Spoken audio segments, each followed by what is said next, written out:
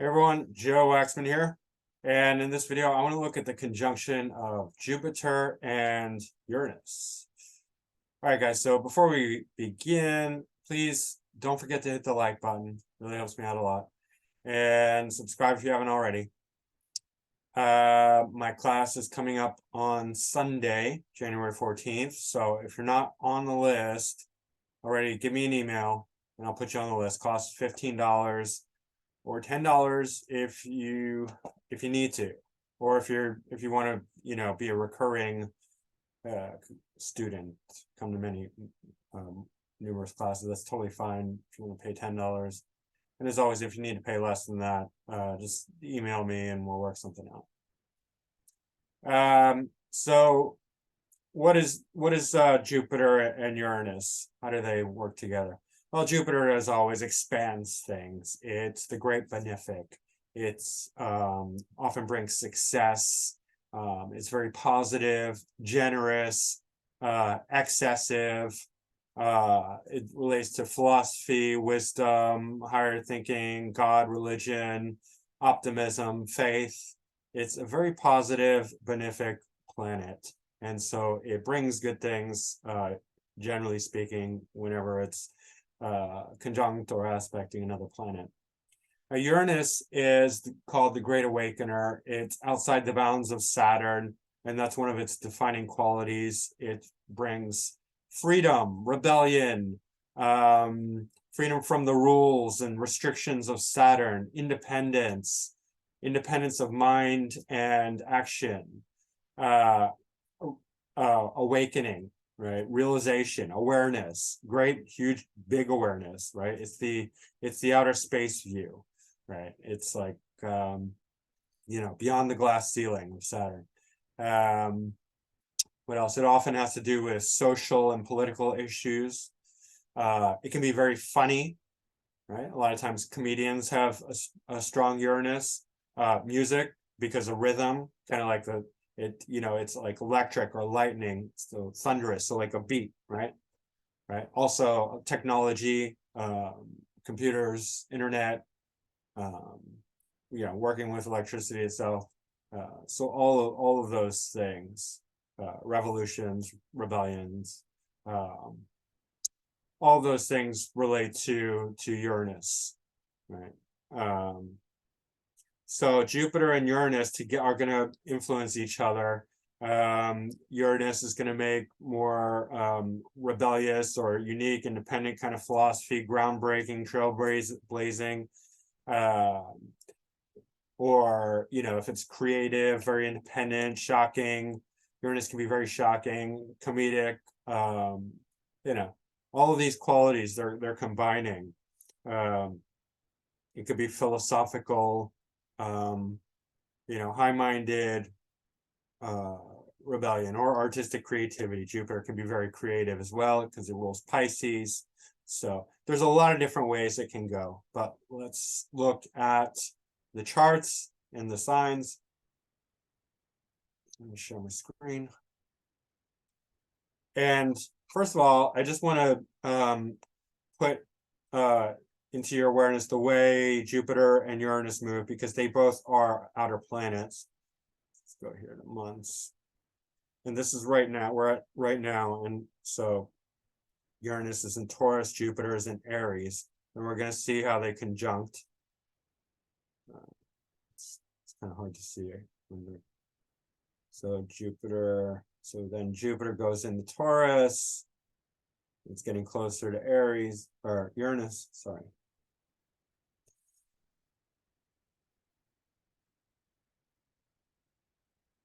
And yeah, so it just passes. In 2024, we'll have the conjunction in Taurus. Right? April, May, somewhere in there. I don't need to, right around there, somewhere in April, right? April 2024, we'll have a conjunction in Taurus. But then if we look, we're going to skip over Gemini altogether this time around, because as Uranus enters Gemini, Jupiter is making its rounds. It's kind of difficult to see, but so Uranus is Gemini, Jupiter is in Leo. And Uranus, Gemini, there's Jupiter. Jupiter still in Leo. Jupiter's in Virgo. Jupiter's in Libra.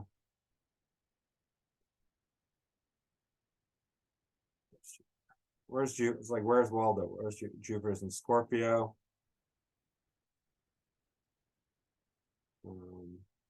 Jupiter is now in Sag.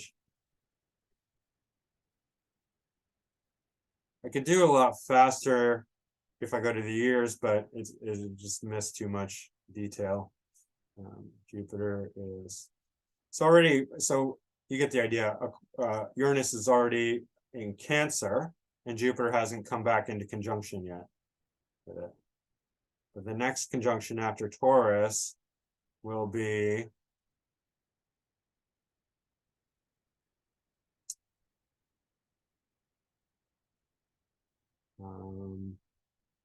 Cancer. You can see here. So we're going to skip.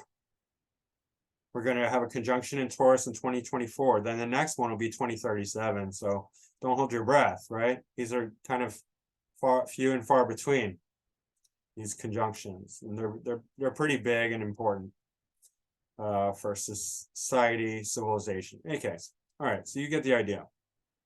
So that's one of the things that makes it difficult with certain signs. They only conjunct. I'm sorry, let me bring up my, the security reason. In any case, they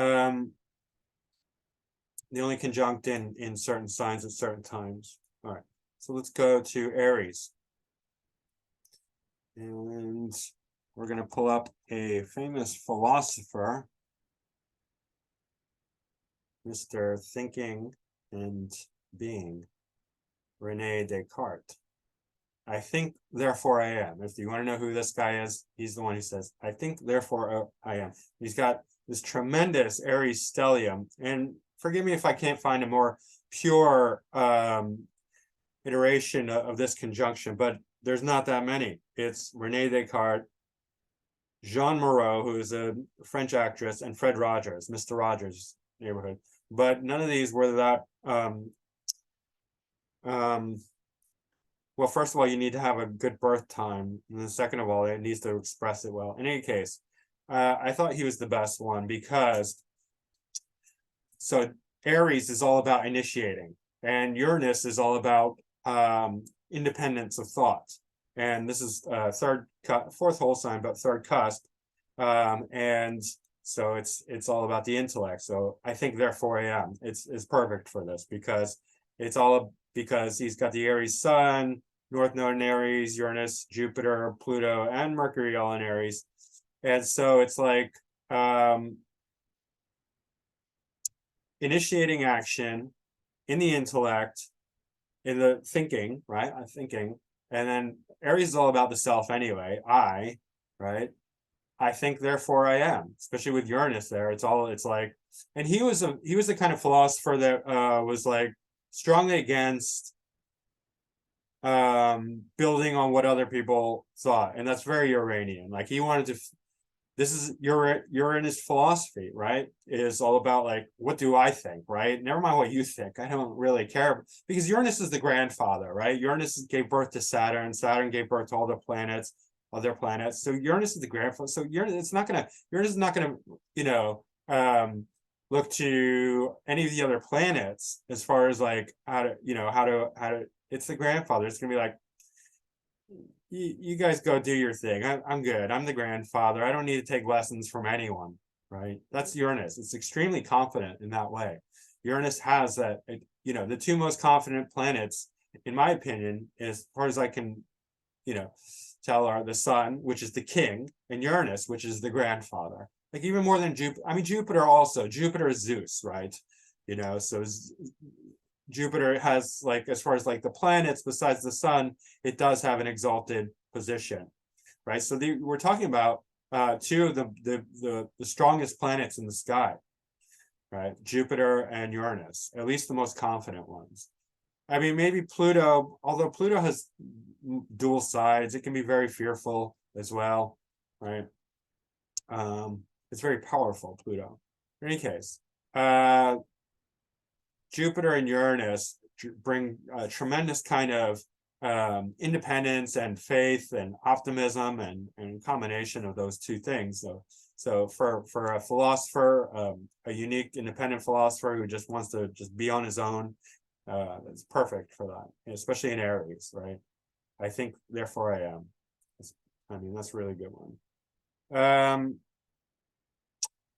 Let's see. Jupiter is ruling the 12th and the 11th cusp, as well as the third whole sign house. Not really a cusp here, but so definitely the third playing a part in that third whole sign house for the intellect, and the 12th for, you know, any sort of mystical, philosophical, creative type thinking. That's definitely going to be you know, relevant, important. So yeah, I'm not going to dwell on this too much, but mostly also I don't really know that much about Rene Descartes. All right, let's move along.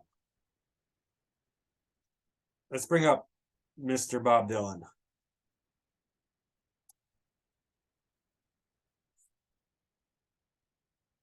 And you can see how long ago this was, 1596. It's a pretty long time ago. So there's not that many instances of Uranus and Jupiter in Aries, but he's a perfect example of it. All right, Bob Dylan. Again, not a pure example, but it's hard to find a really pure one. The other ones in Taurus are Raquel Welch, Anne Margaret.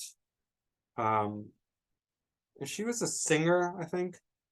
Raquel Welch is an actress. Vivienne Westwood. Vivienne Westwood was, together with Malcolm McLaren, one of the creators of the punk style. She was more on the fashion side of things, but in the 70s in London, she helped establish the whole iconic image of punk. So Uranus is very rebellious in that way, which is interesting because Uranus was in Scorpio at that time. She had Uranus in Jupiter in Taurus. So, right. And then fashion, obviously Taurus, you know, definitely relates. Venus ruled. And then Richard Dawkins is another one. I would have liked to have used him as well because he's like this scientific atheist, right? And so Uranus is not very religious. It tends to be much more about the truth. Jupiter is the quest for the truth. Uranus is really the realization of the truth.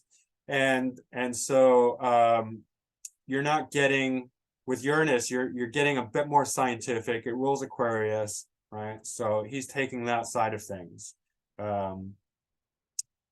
In Taurus, Taurus is very practical and grounded, right? So this is not like a very you know, woo-woo combination anyway. So you're getting like this scientific atheist, Richard Dawkins, right? And then Bob Dylan, who was revolutionary. Jupiter is ruling his ascendant and his third cusp. Fourth whole sign, but third cusp. So intellect, writing, communication, together with an exalted moon. Saturn's also here, but it's on the sixth cusp. So for the voice, obviously Taurus is going to be very good. And the revolutionary quality, the independence, right? That's very Uranian.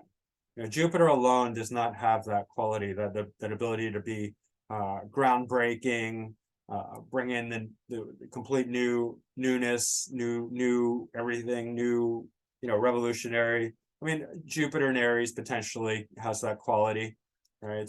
Maybe Jupiter in Aquarius, but yeah, you're bringing in this kind of very fresh, sparky, electric, rebellious quality into something very central, which is Taurus: singing, songwriting, and philosophical, and it just has this quality that is shockingly, what I don't know, new, like avant-garde, right? And then he's got the Gemini to back it up, right? Mercury and Gemini. Just check here. All right. Mercury's way out of bounds, not way out, but pretty out of bounds. So pushing the boundaries on Mercury. And he was extremely mercurial. I think his Neptune's very slow. Yeah, not bad. No, not too, not okay. Yeah, I mean, he's got a lot of good stuff. North Node conjunct Neptune and Virgo, especially for the writing ability. It's the Mercury again, sensuality. But yeah, you're gonna get, revolutionary singer with this combination. Also, with the strong 6th house, he's going to be competitive. He's going to be kind of sharp, aggressive. 6th house is, it's hardworking and great for sort of academics and writing, but it can also be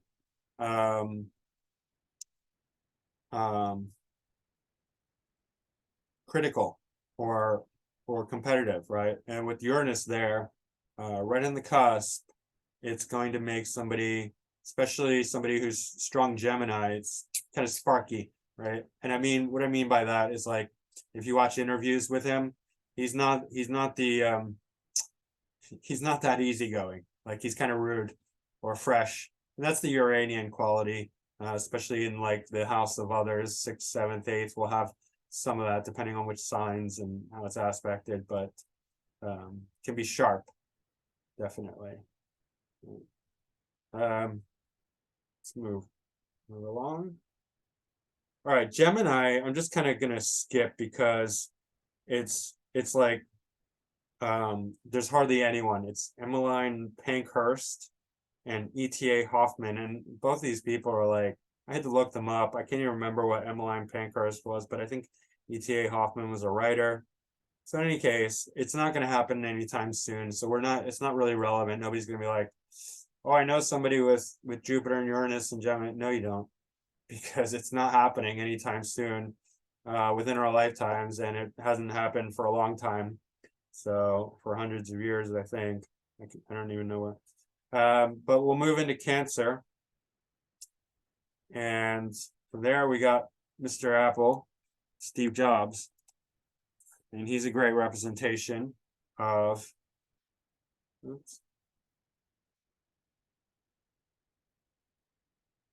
this brilliant conjunction in Cancer, right? And just so we have some, let's read the other ones. Nicolas Sarkozy, who is the French president, Bruce Willis, Francois Hollande, another French president, Denzel Washington, Kevin Costner, Rowan Atkinson, hilarious, right? And Annie Lennox.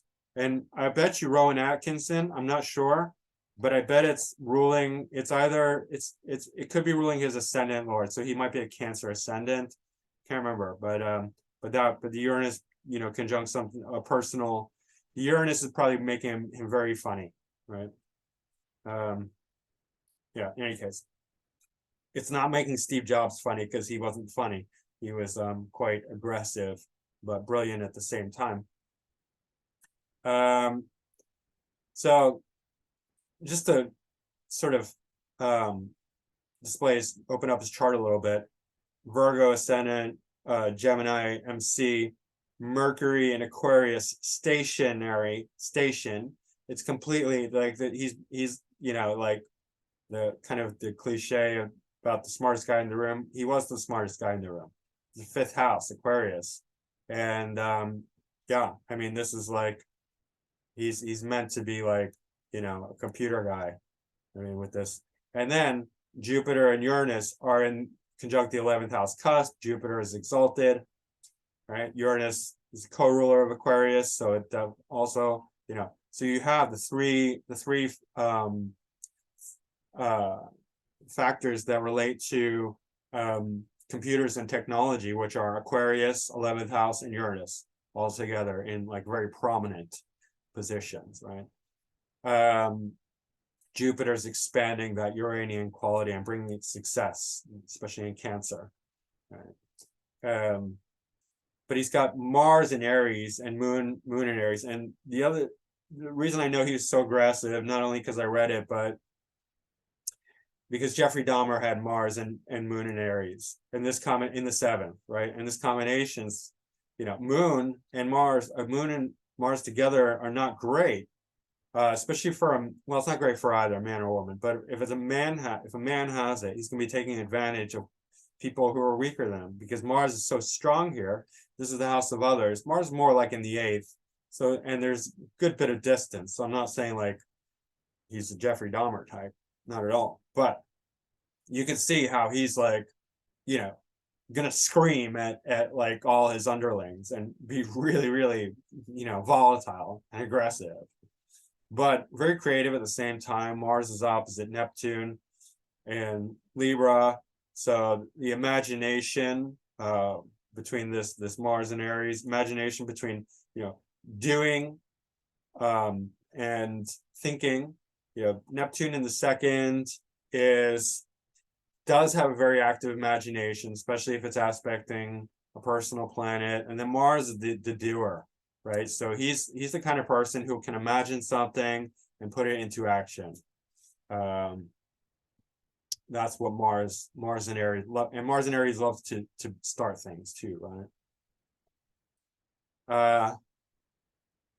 Yeah. Jupiter is opposite Venus in Capricorn, so very practical sense of style and fashion. 6th house, Pisces Sun. I'm taking this whole chart apart, but main thing is that, all right, so Jupiter's ruling the 7th and the 4th. So from a young age, he's going into computers, networks, groups, right, and bringing other people with him. 7th house is often, you know, it's just a well-rounded house to have, because when you have the 7th lord in other houses, you're bringing people, attracting people to that area, right? So he's attracting people to his networks, groups, networks, communication, not communication, community. But in this case, computers and technology, especially with Uranus here, right? And then you can think about like Steve Wozniak, like he's going to have partners. So yeah.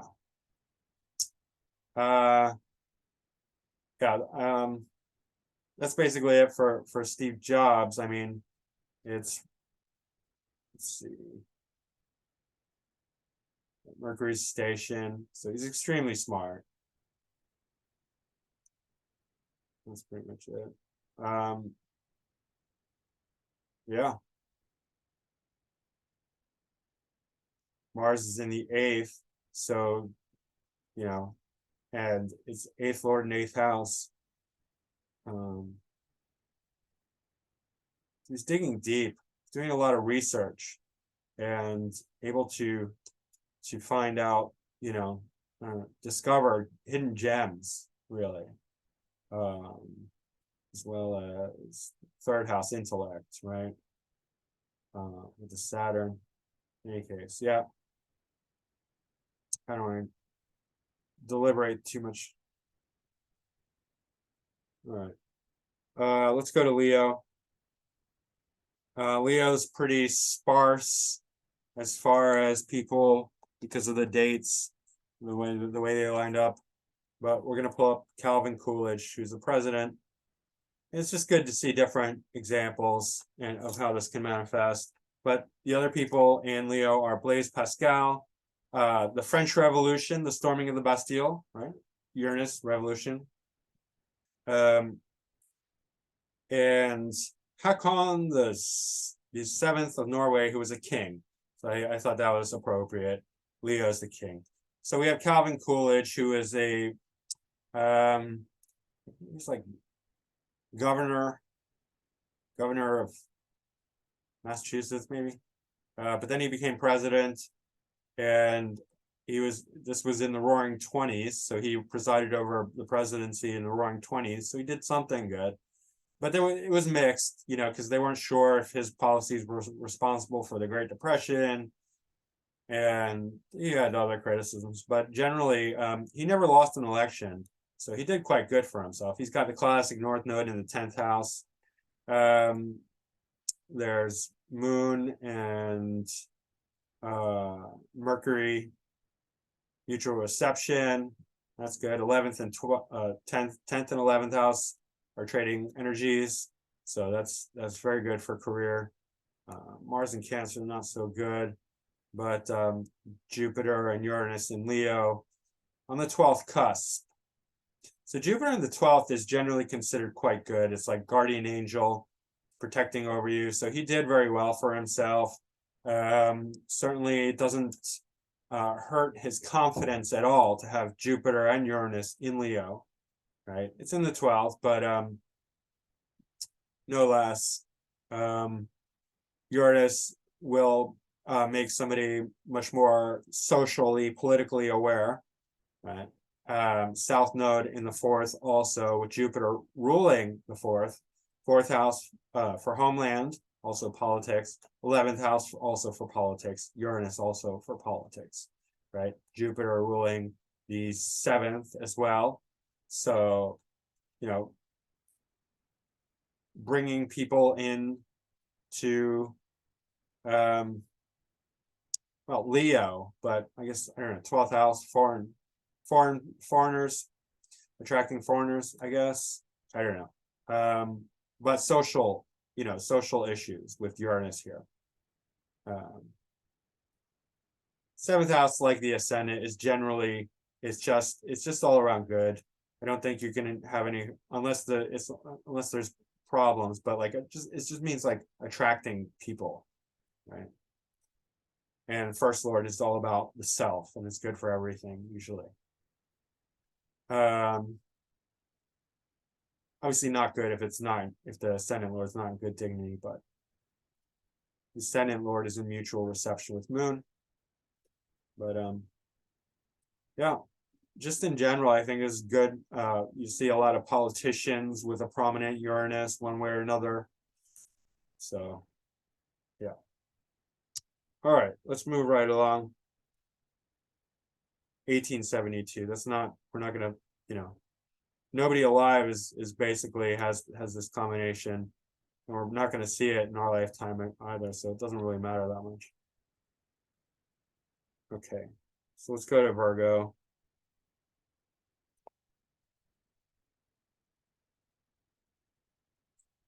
Peter Dinklage.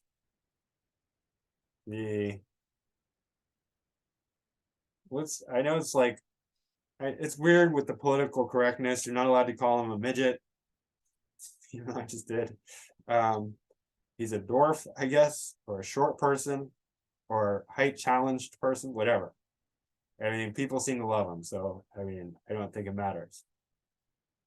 He's one of those actors who just does really well for himself, and I think here's another case where Peter Dinklage is actually probably the smartest guy in the room, because he's a Gemini sun. He's got Mercury and Gemini in the 3rd house, and his Mercury stationary. So like when he says like he knows things, he's also got South Node conjunct Jupiter in Virgo. I mean, South Node Pluto. When he says he knows things, I think he really does actually know things. South Node Jupiter conjunct Uranus. Like, I bet this guy has a pretty damn high IQ. I'm just saying. He might be short, but he's like, he knows what he's doing, and I don't think he's too short on skills and resources and success, because he's got a lot of good stuff going for him. Jupiter's ruling the MC. It's also ruling the ascendant. So it's in the 6th, but it's pretty close to the 7th. It's basically conjunct the descendant. Uranus is conjuncted descendant. So Jupiter doesn't do that well in Virgo, which is interesting, right? Jupiter being the ascendant lord. I mean, you could also look to Mars, right? But I guess we're going to take Jupiter. So Jupiter being in detriment in the seventh lord, and that usually relates to the body. And Chiron in the first, also relating to the body. Although Chiron has a very nice trine to Mars bonifying it. So he does all right. You know what I mean? Like, he does more than all right. He's doing way better than most people. He's a pretty damn successful actor. I just want to make sure, like, okay, hold on. He's the short guy, right? I just want to make sure I'm not. Yes, that's who he's the one in, sorry about that. I have mixed up characters before in my head. But yeah, he's the short guy. And he's the one who's I didn't even see it. I didn't even see a single one of the Thrones, Game of Thrones, but I know he's in that. But I've seen him in other stuff, and he is a good actor, and he's likable. He's a very likable character. He's got his, exalted moon, Mercury and Gemini stationary. I mean, come on. This guy has some really nice, sextiles. Jupiter is exactly sextile Neptune, so that's excellent for acting. He's probably pretty sharp if you confront him. I mean, overall, like, Jupiter is going to behave wise and generous, but Uranus he can be a practical joker, or just very snippety, like quick, and he'll just say stuff, right? Because that's Uranus. When Uranus is in the seventh, it's like the way they are with other people. It can be explosive. It can be like comedic. It can be just sharp and quick, just snap back. Pluto also playing into this. You can be sure that he likes to control people. South node, basically, I'm calling it the seventh because it's so close to the descendant. Extremely popular when young, but then as they get older, they become much more independent and on their own, and develop their own personality. And he's already older, so he's definitely moving into this north node, Pisces. But Pisces is great for acting. And look at this tremendous trine to Neptune. So like for acting, is excellent, right? Neptune is Scorpio, so he can play like darker roles, heavier roles.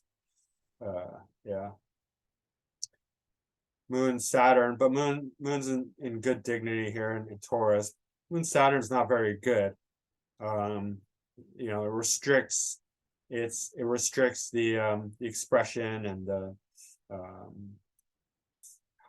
moon. So perhaps there was a mixed childhood because Gemini's, most of the fourth house is in Cancer, but in any case, yeah, it is a really strong chart, and he's super smart. Like I would bet his IQ is like way up there. In any case, let's move on. Libra. Let me read to you who else is in Virgo. So Will Smith, Ice Cube, Naomi Watts, Steffi Graf, who's a tennis player, and Anne Heche, actress who recently died. All right, going into Libra, and Jack Black. And just so you know, like Libra, and every combination of Libra is like super successful and famous, right? Like every single time so far that I've looked at it. There's like tons and tons of Libra, famous Librans. Any sort of combination of Libra will do extremely well in the world. Why? Because Libra is the sign of people, of navigating in the people world with extreme ease. Librans can do that better than any other sign, right? They just know how to. It's like a fish in water. People are water and they're fish. They know how to swim through people. They just swim, like they're just like doing all the fancy moves in the ocean of people. Right? They're doing backflips. and they're doing, you know, swan dives and butterfly strokes. In any case, Jack Black.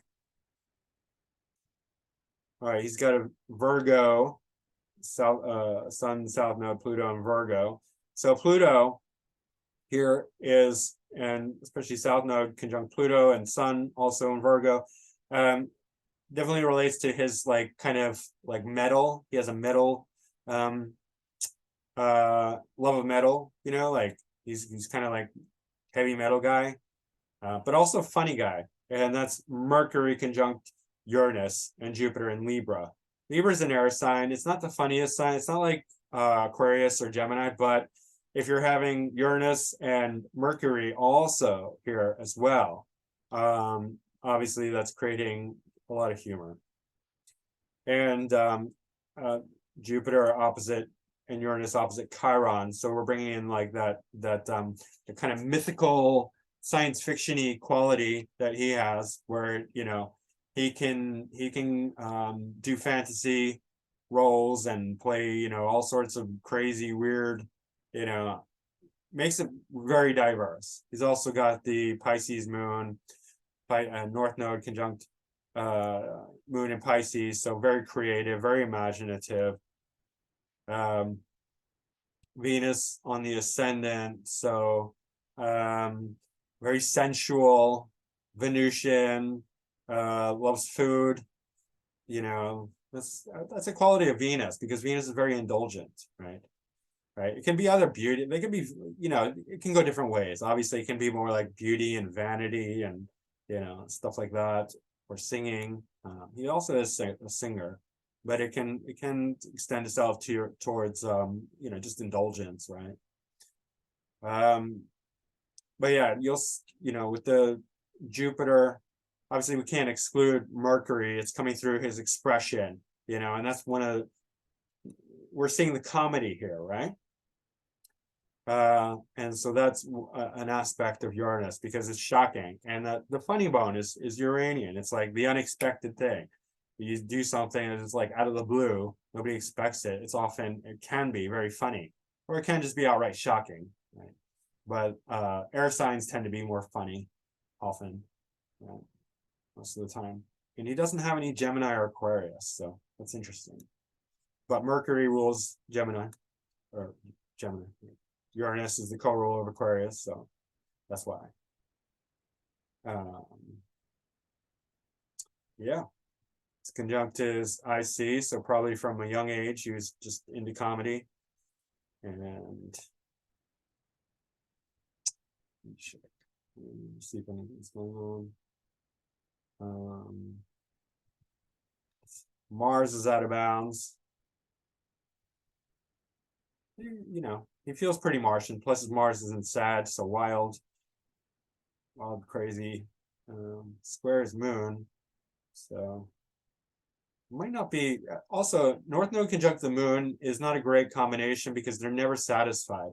Because North Node creates obsession, and moon is our heart's satisfaction, what makes us feel content and happy. And so if North Node is conjunct the moon, these people are perpetually like going after the next whatever they can, right? They're never satisfied, right? So it creates a very obsessive quality internally. So I imagine, you know, especially with Mars square the moon, there's definitely some certain issues that bother him and make him unhappy. In any case, this Jack Black. There's different ways, different avenues to comedy. Uranus is one of them. Uranus and Mercury. Alrighty, let's go to Scorpio. Okay, we're gonna skip Scorpio, but I'll tell you why. So, unfortunately, one of the only people who are in Scorpio is, or at the top of the list, is a guy named Piero the Unfortunate. Unfortunately, it's an unfortunate situation to have Piero the Unfortunate as the top guy in Scorpio with Jupiter and Uranus in Scorpio. And he was born in 1472. So that tells you how far back you have to go to find that conjunction. Let's move to Sagittarius. And we're going to go with Miss Rehab, Amy Winehouse. Miss didn't go back to rehab and then died, unfortunately.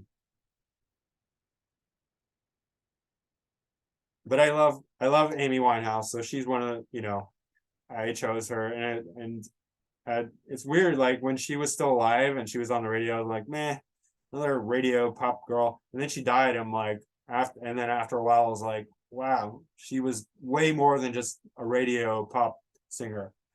She's really unique, really legendary. I love Amy Winehouse, and it is unfortunate, her life path, but looking at her chart really helps a lot to understand what she was dealing with.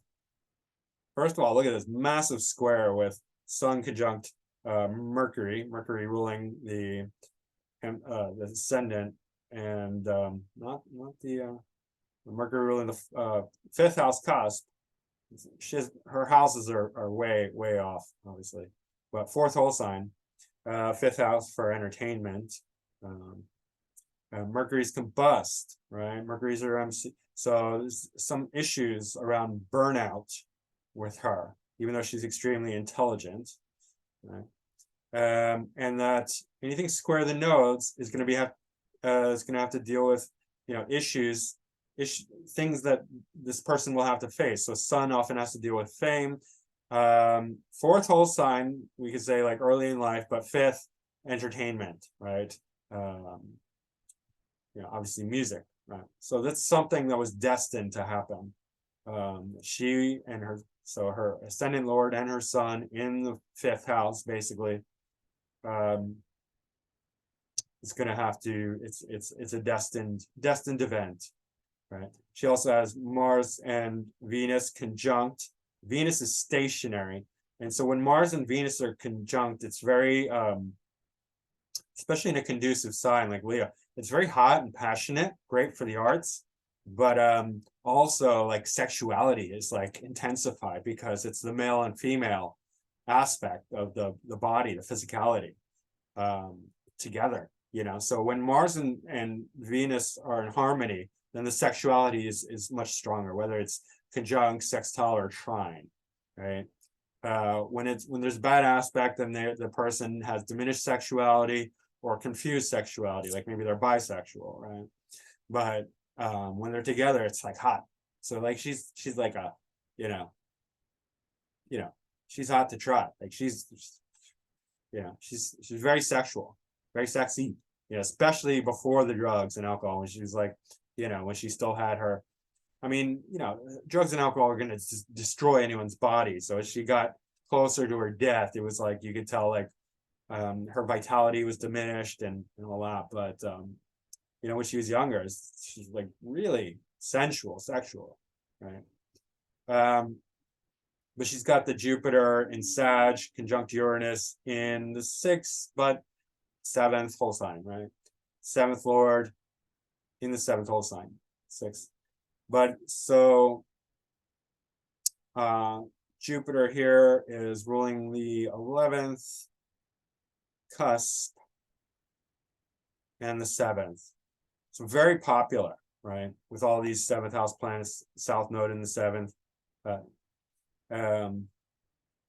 And South Node in the 7th also, you can really see with Amy Winehouse, will create a very strong relationship early in life, right? So that one of her big things was her boyfriend, who she was obsessed with.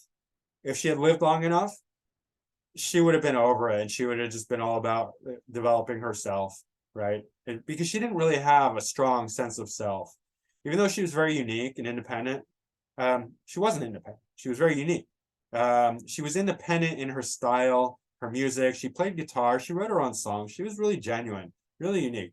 She combined jazz and pop, something nobody had really done, or at least to her level. I don't know. I don't want to say nobody, but like successfully as she did it, in the way that she did it. She was a one of a kind. And that's very Uranian and Jupiterian, very high level, writing her own music, even if it was kind of, potentially dark, aggressive. It was a whole mix of things, right? It wasn't just one thing or the other. Neptune in the seventh, so drugs and alcohol. Her boyfriend was a real mess.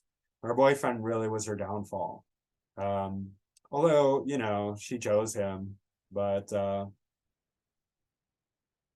yeah, anyway, I mean, and then there's this really nice trine here to Neptune. I mean, it's not, it's more the south node, but it's still, connecting. So sexuality is relating to, her relationships, sexuality, sensuality. And that's one of the really strong elements of who she is, also to her ascendant, descendant. Very powerful.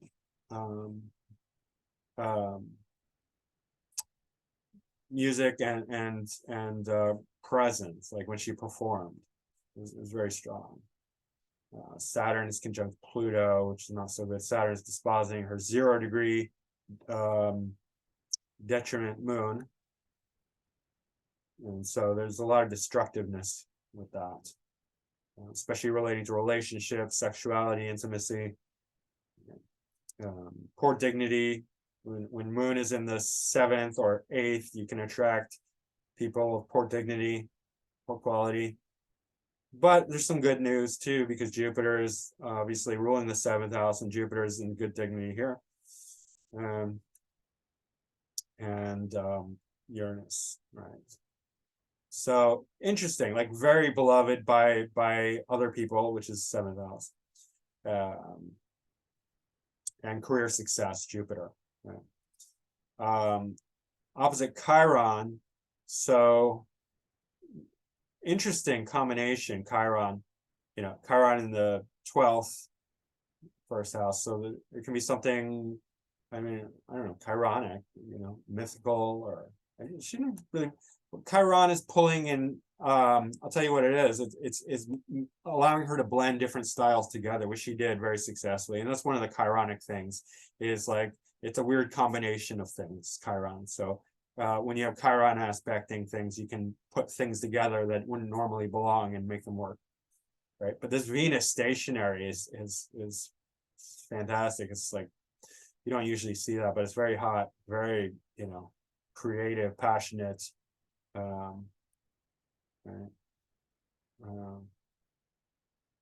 It's in the 4th cusp, but 3rd whole sign house, so relating to her expression, but also her 4th house is early rise, right? And a sort of authenticity, homebound, right, she was writing her own music, playing guitar. That you don't usually see pop musicians doing that. In any case, that's Amy Winehouse, Sag. Who else has it in Sagittarius? Mila Kunis, Chris Hemsworth, Adam Driver, Donald Glover, Kate Bosworth, and Heinrich Himmler. So a lot of actors, actresses, and Heinrich Himmler, who is a Nazi sympathizer. You'll see that too. Not Nazi sympathizer, a Nazi. I want to say sympathizer. He was a Nazi. He was one of the main architects.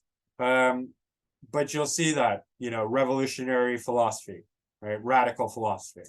That's, these people are not going to believe in God, or if they do, it's going to be a very radical version of God and religion. It's not going to be conventional, completely unconventional philosophy of life. And then Capricorn, we have another instance where it's just like, you have to go way back. You got Charles VII of France in 1403, right? So we're kind of going to skip over Capricorn. We're just going to skip over it a little bit, meaning we're going to skip over it completely. Right. We're going to go to Aquarius, and this is a fun one because we are going to look at Helena Blavatsky. And Helena Blavatsky, if you don't know, is the founder of, or one of the founders of, Theosophy. She was a very powerful occultist. She wrote books. She was into, she was well known by the secret school, secret teachings, as somebody of noteworthy. She understood a lot of these deep esoteric teachings and wrote about them and exposed them and developed them. All right. Sun in Leo conjunct North Node in the second house, and then Mercury in Virgo in the third house. So very smart, right? Saturn. And with Saturn and Mercury conjunct, we'll look at that more, but Saturn and Mars are conjunct powerfully, but it's very scientific, especially in a sign like Virgo. Saturn and Mars is quite aggressive. She was aggressive. Like she was like, this spiritualist lady, right? But very aggressive. She drank and smoked. I don't know about drank, but definitely smoked cigarettes, right? And then she's got Venus, Moon in Libra, opposite Pluto. That's pretty powerful as well, right? For mystical, psychic, psychological awareness, powerful career.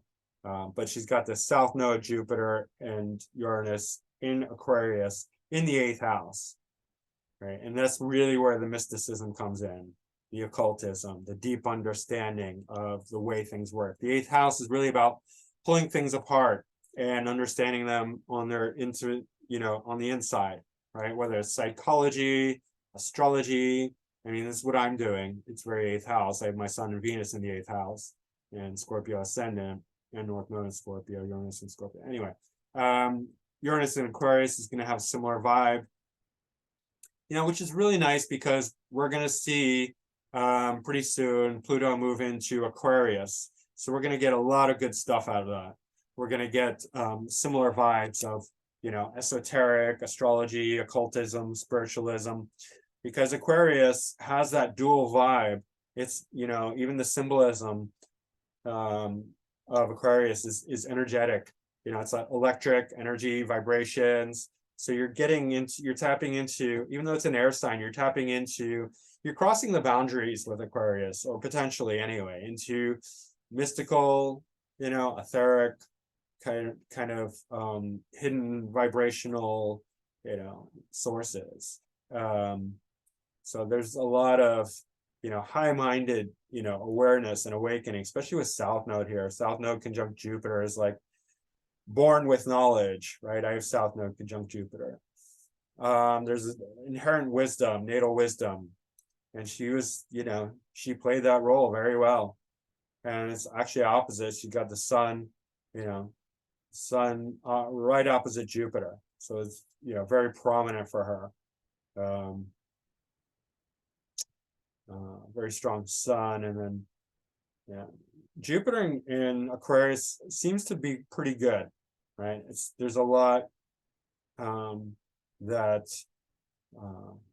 comes out of it. A lot of good comes out of Jupiter in Aquarius, because you're getting like a very Aquarian high-mindedness and Jupiterian high-mindedness. It has an 11th and 9th house kind of or Aquarius Sag kind of relationship, which is sextile. It's pretty healthy. And Sagittarius kind of complements Aquarius, being that it's 11th from the 11th, right? And I looked at that in my Baba video, because it's like both high-minded things. You have, like, in the 11th house, you have the social awareness, the group awareness, political awareness of like the whole world and stuff, right? And then Jupiter brings in the wisdom, the philosophy, the connection to spirituality and God, right? And so those two things combine very well. Right? So Jupiter and Uranus has that ability to be very high-minded in a harmonious way. And this is, definitely somebody who is really, can make a career. Plus North MC and Pisces. Jupiter's ruling the MC. Jupiter is ruling the 6th house, so hardworking and competitive and daily tasks. 6th Lord in the 8th is pretty good generally. Neptune in the 7th is like fooling people, being fooled by people. Relationships are Neptunian, right? And she had that quality. Like, I mean, she purposely misled people and provided conflicting accounts of her past to, for whatever reason, who knows, but she's kind of like that. She's a mystic. She's kind of, making up her own rules, doing her own thing, and she has her reasons for it. One of the things I'll tell you, one of the things the cultists understand that most people don't understand is that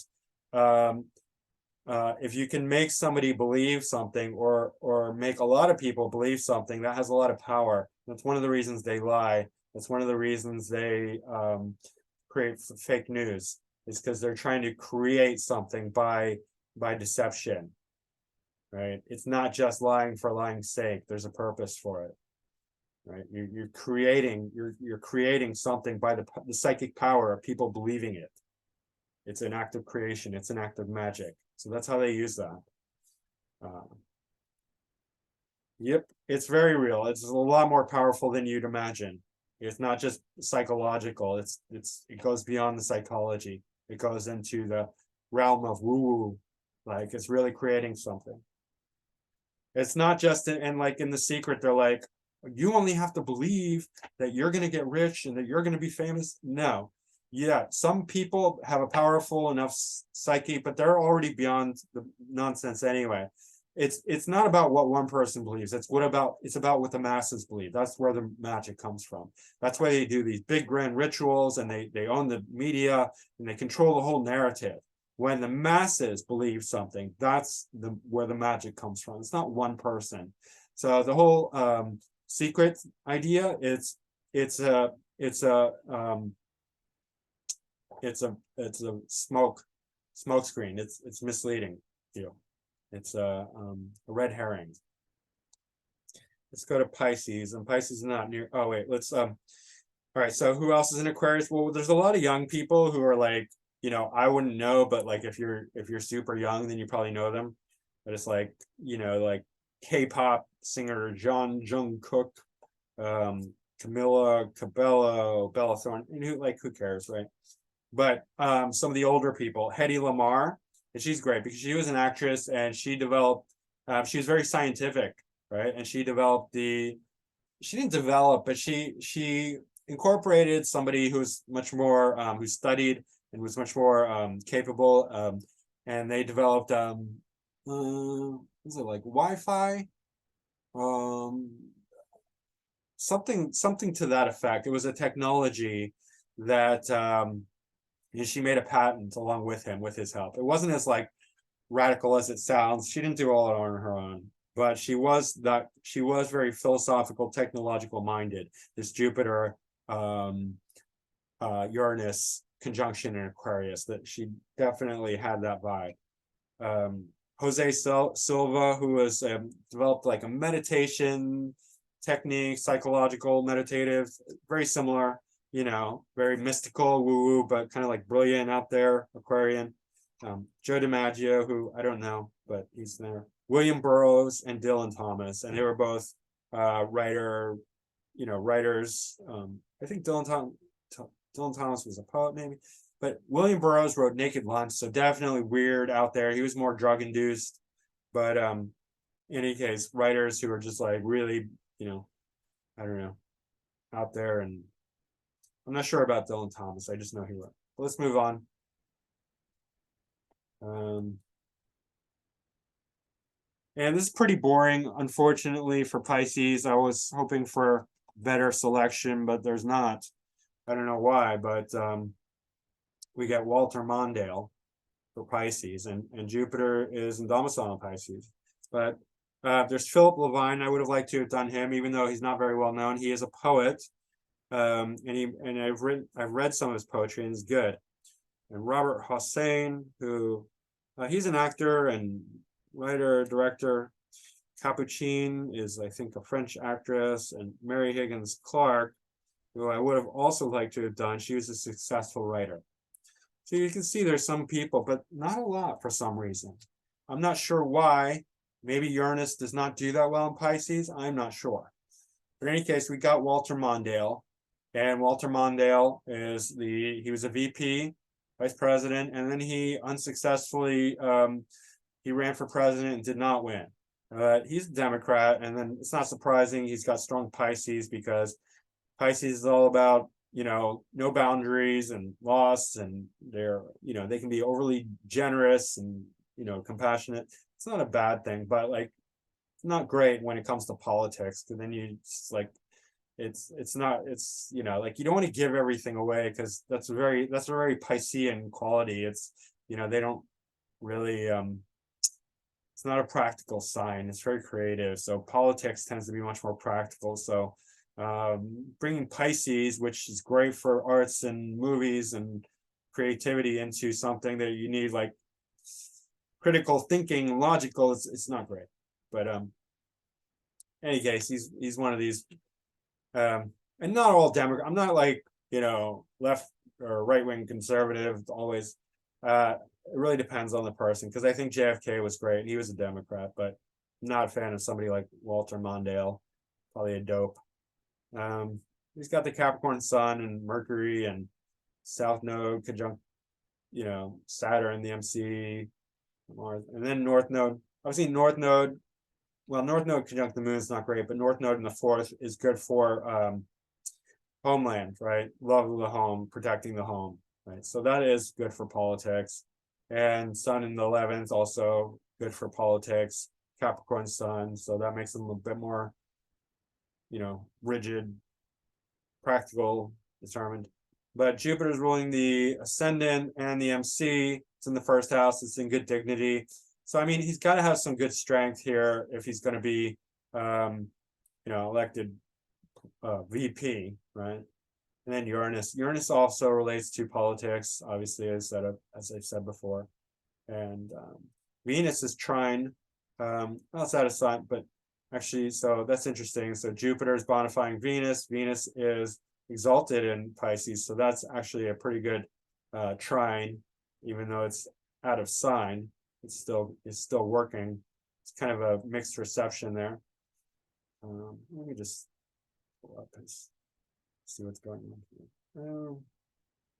Mercury's a little out of bounds. Nothing major. Everything's fast. So the outer planets. Yeah, not too. Nothing too extraordinary going on with Walter Mondale. I mean, definitely a strong career and political,